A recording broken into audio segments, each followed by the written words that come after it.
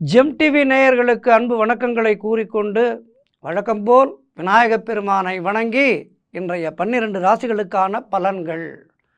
இன்று 19/11/2025 கார்த்திகை மாதம் 3ஆம் தேதி விஸ்வாவசு வருடம் புதன்கிழமை. அருமையான நாள். இன்றைய சூரிய உதயம் காலை 6:09 சூரிய அஸ்தமனம் மாலை 5:39. இன்றைய ஆதிக்க கிரகம் புத பகவான்.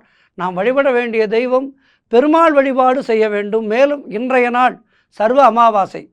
இன்றைய நாளிலே குறிப்பாக இறை வழிபாடு செய்வதற்கு முன்பாக முன்னோர் வழிபாடு நீத்தார் கடன் செய்ய வேண்டும். முக்கியமான ஒரு விஷயம் அது. முன்னோர்களுக்கான திதி தர்ப்பணம் போன்றவற்றை செய்யாமல் அமாவாசை போன்ற நாட்களிலே பூஜை அறைக்கு செல்லக்கூடாது.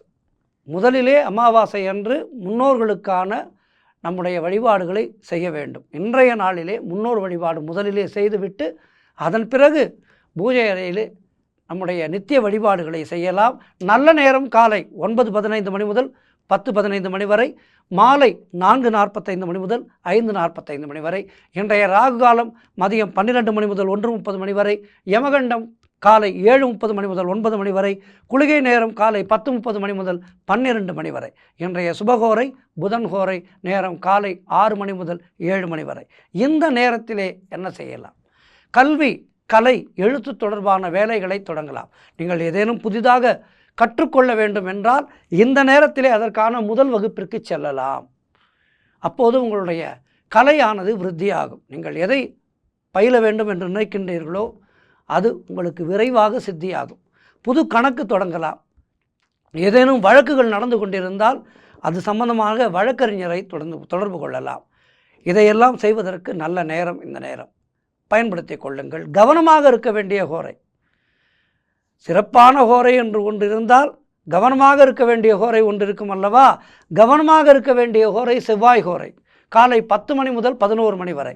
இந்த நேரத்திலே என்ன பேசினாலும் தேவையில்லாத சண்டை சச்சரவுகள் ஏற்படும். ஆகவே இந்த நேரத்திலே அமைதி காக்க வேண்டும். முக்கியமான எந்த பிரச்சனைகளுக்கும் முடிவெடுக்கக்கூடாது. இந்த நேரத்திலே பயணங்களை தொடங்கக்கூடாது. இன்றைய நட்சத்திரம் இன்று காலை 9:21 வரை சுவாதி, அதன் பிறகு விசாக நட்சத்திரம். இன்றைய திதி இன்று காலை 10:27 வரை தேய்பிரை சதுர்தசி, அதன் பிறகு சர்வ அமாவாசை. இன்றைய சந்திராட்டமும் மீன ராசிக்கு சந்திராட்டமும் தொடர்கின்றது. கவனமாக இருக்க வேண்டும், மௌனமாக இருக்க வேண்டும். மேலும் இன்றைய நாளிலே ரேவதி நட்சத்திரக்காரர்கள் பிங்க் நிற ஆடைகளை, ஊதா நிற ஆடைகளை தவிர்ப்பது நல்லது. தொடர்ந்து நாம் காண இருப்பது மேஷம் முதல் மீனம் வரை உள்ள 12 ராசிகளுக்கான பலன்களை. மேஷ ராசி அன்பர்களே, இன்று சந்திரன் உங்கள் ராசிக்கு 7ஆம் இடத்திலே இருக்கின்றார். உங்களுடைய ராசி அதிபதி செவ்வாய் ராசிக்கு 8ஆம் இடத்திலே இருக்கின்றார். ஆகவே பழைய பாக்கிகள் எல்லாம் உங்களுக்கு வசூலாகும். காரிய வெற்றிகள் உண்டாகின்ற நாள். பூர்வீக சொத்திலே இருந்து வந்த பிரச்சனைகள் எல்லாம் தீரும். கூட்டு தொழிலிலே நல்ல லாபங்கள் உண்டாகின்ற நாள். உறவினர்களோடு இருந்து வந்த மன வருத்தங்கள் எல்லாம் தீரும். அலுவலகத்திலே இருந்து வந்த நெருக்கடிகள் குறையும். திருமண பேச்சுவார்த்தைகள் சுபமாக முடியும். கடன் பிரச்சனைகள் தீரும். உங்களுடைய முயற்சிகள் எல்லாம் பெரும் வெற்றி பெறுகின்ற நல்ல நாள். பொருளாதாரம் திருப்திகரமாக இருக்கும். பிள்ளைகளால் பெருமை ஏற்படும். வாழ்க்கை துணையால் நல்ல மகிழ்ச்சி உண்டாகும். நண்பர்கள் மூலம் நல்ல அனுகூலம் உண்டாகின்ற அருமையான நாள். வீடு, வண்டி, வாகன மாற்றம் ஏற்படும். சிறப்பான நாள் இன்றைய நாள். பெருமாள் வழிபாடு செய்யுங்கள். வாழ்த்துக்கள். ரிஷபராசி அன்பர்களே, இன்று சந்திரன் உங்கள் ராசிக்கு 6ஆம் இடத்திலே இருக்கின்றார். ராசி அதிபதி சுக்கிரன் ராசிக்கு 6ஆம் இடத்திலே. ஆகவே வேலை மாற்றம் ஒரு சிலருக்கு உண்டாகும். உடல் ஆரோக்கியத்திலே மிகுந்த கவனம் தேவை. தேவையில்லாமல் மற்றவர்களுடைய விஷயங்களிலே தலையிடக்கூடாது. மேலதிகாரிகளால் நெருக்கடிகள் உண்டாகலாம். கவனமாக இருக்க வேண்டும். குலதெய்வ வழிபாடு வெற்றியை தரும். வீண் வாக்குவாதங்களை எல்லாம் தவிர்க்க வேண்டிய நாள். செய்கின்ற செயலிலே மிகுந்த கவனம் தேவை. பொருளாதாரம் நெருக்கடியாக இருக்கும். தொழிலிலே புதிய முதலீடுகளை, புதிய முயற்சிகளை தவிர்க்க வேண்டிய நாள். புதிதாக கடன் வாங்கக்கூடாது. கணவன் மனைவிக்குள் சண்டை சச்சரவுகள் ஏற்பட வாய்ப்பிருக்கின்றது. ஆகவே இன்றைய நாள் நீங்கள் எல்லா விதத்திலும் கவனமாக இருக்க வேண்டும். பெருமாள் வழிபாடு செய்யுங்கள். வாழ்த்துக்கள். மிதுன ராசி அன்பர்களே, இன்று சந்திரன் உங்கள் ராசிக்கு 5ஆம் இடத்திலே இருக்கின்றார். ராசி அதிபதி புதன் ராசிக்கு 5ஆம் இடத்திலே இருக்கின்றார். ஆகவே உறவினர்களோடு இருந்து வந்த மன வருத்தங்கள் எல்லாம் தீரும். வேலையிலே எதிர்பார்த்த இடமாற்றம் அமையும். முன்னோர்களுடைய சொத்திலே இருந்து உங்களுக்கு வர வேண்டிய பங்கு கைக்கு வருகின்ற வேலை வந்துவிட்டது. அது விஷயமாக ஏதேனும் பிரச்சனைகள் இருந்தால் அவையெல்லாம் தீருகின்ற நேரம். பிள்ளைகளால் பெருமை ஏற்படும். வெளியூர் பிரயாணங்கள் வெற்றியை தரும், லாபத்தை தரும். உடல் ஆரோக்கியம் திருப்திகரமாக இருக்கும். தொழில் மற்றும் வியாபாரத்திலே சிறப்பானதொரு முன்னேற்றம் ஏற்படும்.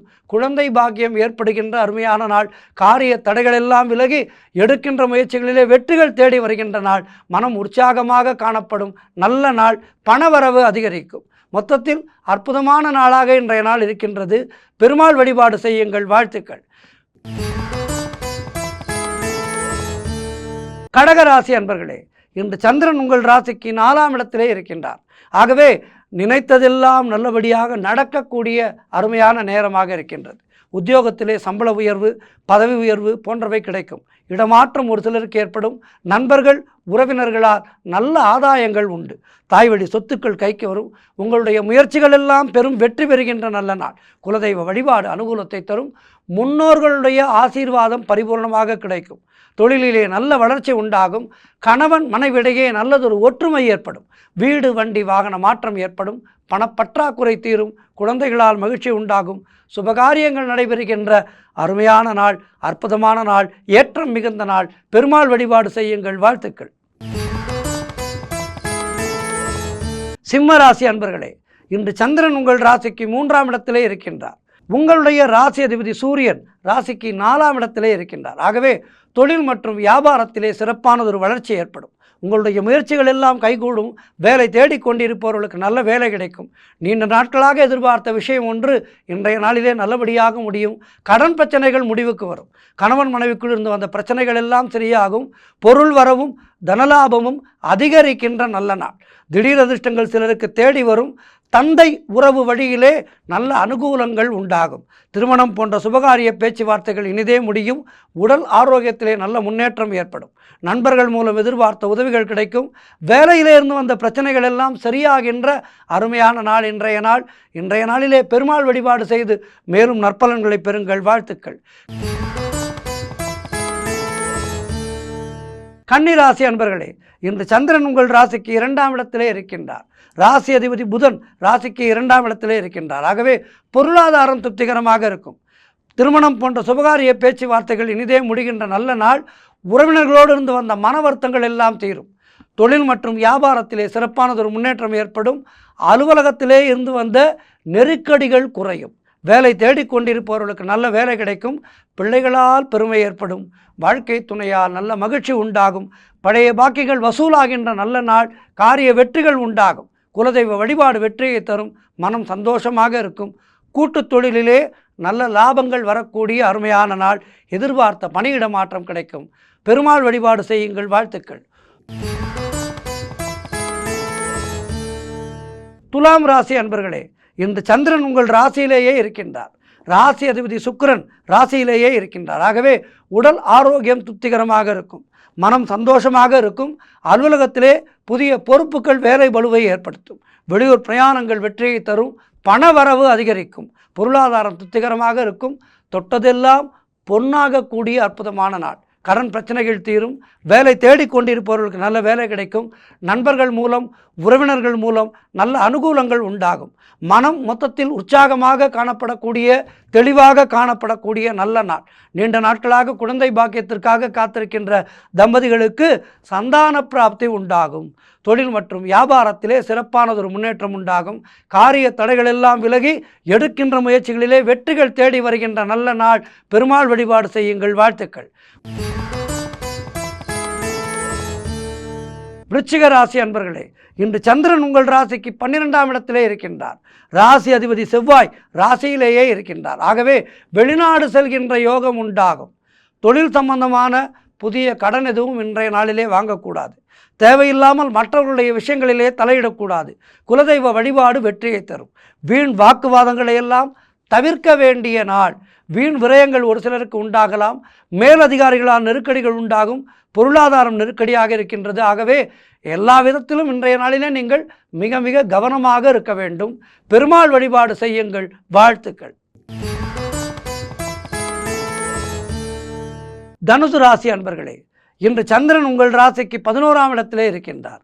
ராசி அதிபதி குரு ராசிக்கு 8ஆம் இடத்திலே இருக்கின்றார். ஆகவே நண்பர்கள் மூலம் நல்ல அனுகூலங்கள் உண்டாகும், உயர்வுகள் உண்டாகும். எதிர்பார்த்த விஷயங்கள் எல்லாம் நல்லபடியாக நடக்கும். பொருளாதாரத்திலே பெரும் வளர்ச்சி உண்டாகும். காரிய தடைகள் எல்லாம் விலகும். புதிதாக வேலை தேடிக்கொண்டிருப்பவர்களுக்கு நல்ல சம்பளத்திலே வேலை கிடைக்கும். உடல் ஆரோக்கியத்திலே சிறப்பான முன்னேற்றம்.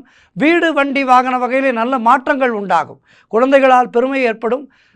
எடுக்கின்ற முயற்சிகளிலே வெற்றிகள் தேடி வருகின்ற நல்ல நாள். குடும்ப ஒற்றுமை அதிகரிக்கும். சுபகாரியங்கள் கைகூடி வரக்கூடிய நல்ல நாள். சொந்த தொழில் செய்பவர்களுக்கு நல்ல முன்னேற்றமும் லாபமும் கிடைக்கின்ற நாள். பேங்க் லோன் போன்றவை எளிதாக கிடைக்கும். இன்றைய நாளிலே முயற்சி செய்தால் உழைப்புக்கேற்ற ஊதியம் கிடைக்கும். சிறப்பான நாளாக இருக்கின்றது. பெருமாள் வழிபாடு செய்யுங்கள். வாழ்த்துக்கள். மகர ராசி அன்பர்களே, இன்று சந்திரன் உங்கள் ராசிக்கு 10ஆம் இடத்திலே இருக்கின்றார். ராசி அதிபதி சனி ராசிக்கு 2ஆம் இடத்திலே இருக்கின்றார். ஆகவே தொழில் வகையிலே நல்ல உங்களுடைய முயற்சிகள் எல்லாம் வெற்றி பெறுகின்ற நல்ல நாள். தாய் வழி சொந்தங்களின் உதவிகள் எல்லாம் கிடைக்கும். கணவன் மனைவிடையே நல்லதொரு அந்யோன்யம் ஏற்படும். உங்களுடைய முயற்சிகள் எல்லாம் பெரும் வெற்றி பெறக்கூடிய அற்புதமான நாள். மனக்கவலைகள் தீர்ந்து மனதிலே தெளிவு ஏற்படும். உங்களுடைய முயற்சிகள் வெற்றி பெறும். மனம் தெளிவாக இருக்கும்போது முயற்சிகளை மேற்கொண்டால் வெற்றி எளிது. ஆகவே இன்றைய நாளிலே நீங்கள் முயற்சிகளை தொடங்கினால் வெற்றி எளிதாக கிடைக்கும். திருமணம் போன்ற சுபகாரிய பேச்சுவார்த்தைகள் இனிதே முடிகின்ற நாள். உடல் ஆரோக்கியத்திலே நல்ல முன்னேற்றம் ஏற்படும். வீடு கட்டுவதற்கான முயற்சிகளிலே வெற்றிகள் கிடைக்கும். சிறப்பான நாளாக இருக்கின்றது. பெருமாள் வழிபாடு செய்யுங்கள். வாழ்த்துக்கள். கும்பராசி அன்பர்களே, இன்று சந்திரன் உங்கள் ராசிக்கு 9ஆம் இடத்திலே இருக்கின்றார். ராசி அதிபதி சனி ராசியிலேயே இருக்கின்றார். ஆகவே குழந்தை பாக்கியத்திற்காக காத்திருக்கின்ற தம்பதிகளுக்கு சந்தான பிராப்தி உண்டாகும். நினைத்ததெல்லாம் நடக்கக்கூடிய அற்புதமான நாளாக இருக்கின்றது. வீடு வண்டி வாகன மாற்றம் ஏற்படும். குலதெய்வ வழிபாடு வெற்றியை தரும். அலுவலகத்திலே புதிய வாய்ப்புகள் வெற்றியை தரும். உங்களுடைய புதிதாக தொழில் தொடங்கும் முயற்சிகளிலே வெற்றிகள் தேடி வரும். சொந்தமாக தொழில் தொடங்க வேண்டும் என்று நினைத்தீர்கள் என்றால் இன்றைய நாளிலே அதற்கான பிள்ளையாசுடியை போடுங்கள். நல்லபடியாக முடியும். காரிய தடைகளெல்லாம் விலகுகின்ற அற்புதமான நாள். நண்பர்கள் உறவினர்கள் மூலம் நல்ல ஆதாயங்கள் உண்டாகும். மொத்தத்தில் இன்றைய நாள் உங்களுக்கு மனதுக்கு சந்தோஷங்களை தருகின்ற நிகழ்ச்சிகள் நடக்கின்ற அருமையான நாளாக இருக்கின்றது. மேலும் வெற்றிகளை பெற பெருமாள் வழிபாடு செய்யுங்கள். வாழ்த்துக்கள். இறுதியாக மீனராசி அன்பர்களே, இன்றைய நாளிலேயும் உங்களுக்கு சந்திராட்டமும் தொடர்கின்றது. சந்திரன் ராசிக்கு 8ஆம் இடத்திலே இருக்கின்றார். ராசி அதிபதி குரு ராசிக்கு 5ஆம் இடத்திலே இருக்கின்றார். ஆகவே இன்றைய நாளிலேயும் சந்திராட்டமும் தொடர்கின்றது. மௌனத்தை கடைபிடியுங்கள். கோபத்தை முற்றிலுமாக குறைத்து கொள்ளுங்கள். குலதெய்வ வழிபாடு செய்யுங்கள். எந்த விதமான பிரச்சனைகளிலேயும் இன்றைய நாளிலே முடிவெடுக்காதீர்கள். ஒரு 2 நாட்கள் தள்ளி போடுங்கள். அமாவாசைக்கு பிறகு பார்த்து கொள்ளலாம் என்று விட்டுவிடுங்கள். அமைதி காக்க வேண்டும். யாருடைய விஷயத்திலேயும் நீங்கள் அக்கறை எடுத்துக்கொண்டு அவர்களுக்காக உதவியோ அவர்களுக்காக அட்வைஸோ செய்யாதீர்கள். நீங்கள் அமைதியாக இருக்க வேண்டிய நாள் ஒரு 2 நாட்கள். இன்று நாள் முழுவதும் சந்திராட்டம் இருக்கின்றது. ஆகவே கவனமாக இருங்கள். குலதெய்வ வழிபாடு செய்யுங்கள். ராமநாமம் சொல்லுங்கள், எழுதுங்கள். கந்தர் சட்டை கவசம் சொல்லுங்கள், கேளுங்கள். கோளறு பதிகம் படியுங்கள். வாழ்த்துக்கள். 12 ராசியினருக்கும் இன்றைய நாள் சிறப்பாக இருக்க பிரார்த்திக்கின்றேன். நன்றி, வணக்கம். இன்றைய ஆன்மீக தகவல். சக்தி வழிபாட்டிலே சக்திக்கு எத்தனையோ திருப்பெயர்கள் உண்டு. 1000 பெயர் கொண்டவள் அன்னை திரிபுர சுந்தரி. அந்த திரிபுர சுந்தரி என்பவள் சக்தி வழிபாட்டிலே முதன்மை கடவுளாக இருக்கின்றாள். லலிதை, ராஜராஜேஸ்வரி முதலான பெயர்களிலேயும் அவள் அழைக்கப்படுகின்றாள். 10 மகாவித்யாக்களிலே ஒருத்தியாக திரிபுர சுந்தரி இருக்கின்றாள். ஸ்ரீவித்யா என அழைப்பார்கள். இவளது முடிந்த முடிவே ஏனைய மகாவித்யாக்கள் ஆகும். ஆதிசக்தியின் அம்சமான லலிதையே பார்வதியாக திகழ்கின்றார். தாய் குழந்தையோடு விளையாடுவது போல லலிதை தன்னுடைய அடியார்களோடு விளையாடுகின்றார். அவள் விளையாடிய விளையாட்டுக்கள் கொஞ்சமா நஞ்சமா? எப்படி சிவபெருமான் தன்னுடைய திருவிளையாடல்கள் மூலம் தன்னுடைய சிவன் அடியார்களுக்கு உயர்வை கொடுத்தாரோ அதுபோல திரிபுர சுந்தரியானவள் எப்படி சிவபெருமான் 63 நாயன்மார்களோடு விளையாடி அவர்களுக்கு உயர்வை அளித்தாரோ அதுபோல தன்னுடைய அடியார்களோடு அம்பாள் விளையாடுகின்றார். அம்பாள் மாயையின் வடிவமானதால் அவளே மகாமாயாவாகவும் ஆகின்றாள். சிவனால் எரிக்கப்பட்ட காமனுடைய சாம்பலிலிருந்து தோன்றிய பண்டன் என்னும் அரக்கன் சோனிதபுரத்தை தலைநகராக கொண்டு இந்த பூவுலகை ஆண்டதோடு தேவர்களையும் துன்புறுத்தி வந்தான். தேவர்களின் கோரிக்கை கிணங்க தேவி ஈசனும் மகா காமேஸ்வரனாகவும் அம்பாள் திரிபுர சுந்தரியாகவும் தோன்றினர். காமனின் ஆயுதங்களாக கரும்பு வில்லும் மலர்பானமும் தாங்கி தேவி அவனை கொன்றடித்தாள், அந்த பண்டனை கொன்றடித்தாள். திரிபுர சுந்தரி மந்திரம் என்பது பொதுவாக பல வடிவங்களிலே இருக்கின்றது. அவற்றிலே பாலா திரிபுர சுந்தரி என்பது பாலாவுக்கு ஒரு அருமையான அக்ஷரம். அதிலே அந்த மந்திரம் மிக மிக ஒரு முக்கியமான மந்திரம். திரியட்சரி ஓம் ஐம் க்ளீம் சௌம் ஸ்ரீ பாலா திரிபுர சுந்தரி. ஷடாட்சரி ஓம் ஐம் க்ளீம் சௌம் சௌம் க்ளீம் ஜம் ஸ்ரீ பாலா திரிபுர சுந்தரி. நவாட்சரி ஓம் ஜம் க்ளீம் சௌம் சௌம் க்ளீம் ஜம் ஜம் க்ளீம் சௌம். மந்திரத்தினுடைய பலன்கள் என்று பார்த்தால் இந்த மந்திரங்கள் மிக மிக அற்புதமான மந்திரங்கள். இந்த மந்திரத்தை நான் இப்போது உங்களுக்கு சொன்னேன் என்றாலும் நீங்கள் இந்த மந்திரத்தை ஜெபிக்கும் போது நல்ல ஒரு மந்திர உபாசனை பெற்ற அடியார் மூலமாக, ஸ்ரீவித்யா உபாசகர் மூலமாக இந்த மந்திரத்தை நீங்கள் எடுத்துக்கொண்டு இந்த மந்திரத்தை நீங்கள் தியானம் செய்தால் நல்ல ஞானம் அறிவு கிடைக்கும். உங்களுடைய சொல்லுக்கு ஒரு மதிப்பு இருக்கும், உங்களுடைய சொல் பலிக்கும், வாக் பலிதம் ஏற்படும். பொதுவாகவே இந்த சக்தி மந்திரங்களுக்கு உபாசிப்பவர்களுக்கு நல்ல ஒரு தைரியத்தையும் தன்னம்பிக்கையையும் அவர்களுடைய சொல்லுக்கு சமூகத்திலே ஒரு மதிப்பையும் ஏற்படுத்துகின்ற ஆற்றல் சக்தி தேவியனுடைய மந்திரங்களுக்கு உண்டு. நல்ல ஒரு பேச்சாற்றல் கிடைக்கும், வாக்பலிதம் ஏற்படும்.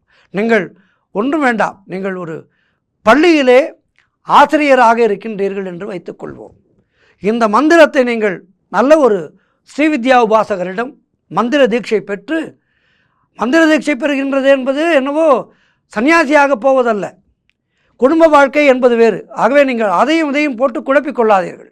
மந்திர தீட்சை எடுத்துக்கொண்டால் இந்த மந்திரத்தை தினந்தோறும் வீட்டிலே ஜெபித்து வந்தீர்கள் என்றால் உங்களுடைய தொழிலிலே உங்களுக்கு நல்ல வளர்ச்சி ஏற்படும். நீங்கள் 100 பிள்ளைகளுக்கு பாடம் எடுக்கின்றீர்கள் என்றால் உங்களுடைய வாக்கானது சுத்தமாக அவர்களுடைய நெஞ்சிலே பதிவது போல் உங்களுடைய சொல்லாற்றல் இருக்கும். ஒரு ஆசிரியருக்கு தேவை அதுதானே. ஆசிரியரோ, நான் ஒரு உதாரணத்துக்காக சொன்னேன், நீங்கள் ஒரு தலைமை பொறுப்பிலே இருக்கின்றீர்கள், உங்கள் கீழே ஒரு 50 பேர் வேலை செய்கின்றார்கள் என்று வைத்து கொள்ளுங்கள். அப்போது நீங்கள் இந்த மந்திர உபாசனையை பெற்றுக்கொண்டு அந்த மந்திரத்தை தினந்தோறும் ஜபித்து அம்பாளை வழிபாடு செய்து உங்களுடைய பணிகளை நீங்கள் தொடங்கினீர்கள் என்றால் உங்களுடைய சொல்லுக்கு தனியானது ஒரு மதிப்பு ஏற்படும். காலப்போக்கிலே உங்களுக்கே அந்த மந்திரத்தினுடைய வீரியம் உங்களுக்கு தெரியும். போக போக உங்களுக்கு மேலான நிலை ஏற்படும். ஆகவே இப்படிப்பட்ட மந்திரங்கள் எல்லாம் அற்புதமான மந்திரங்கள். இவற்றை முறையான ஸ்ரீவித்யா உபாசகர் மூலமாக பெற்று, நான் சொன்னேன் என்று எடுத்துக்கொள்ளாதீர்கள், முறையாக ஸ்ரீவித்யா உபாசகர் மூலமாக பெற்று இந்த மந்திரங்களை ஜெபித்து அம்பாளை வணங்கினால் உங்களுக்கு மேன்மை என்பது நிச்சயமாக கிடைக்கும். இதிலே சந்தேகமே கிடையாது. ஆகவே பாலா திரிபுர சுந்தரியை வணங்கி வாழ்விலே எல்லா வளமும் நலம் பெறுவோம். இப்படிப்பட்ட மந்திரங்களை ஜெபித்து, மந்திரங்கள் என்பது ஏதோ சாதாரணமானவை அல்ல, அவை பல முனிவர்களால் பெறப்பட்டு பல அடியார்களால் கூறப்பட்டு சக்தி வாய்ந்ததாக மாறியிருக்கின்றது. அவற்றை நாம் உச்சரிக்கும் போது அந்த சக்தியிலிருந்து ஒரு பங்கு நமக்கு கிடைத்தாலும் அவை நமக்கு மிகுந்த பேராற்றலை கொடுக்கும். ஆகவே இப்படிப்பட்ட மந்திரங்களை எல்லாம் கற்றுக்கொண்டு ஜெபித்து வாழ்க்கையிலே நல்ல ஒரு நிலையை அடைவோம். சர்வம் கிருஷ்ணார்ப்பணம். நன்றி, வணக்கம்.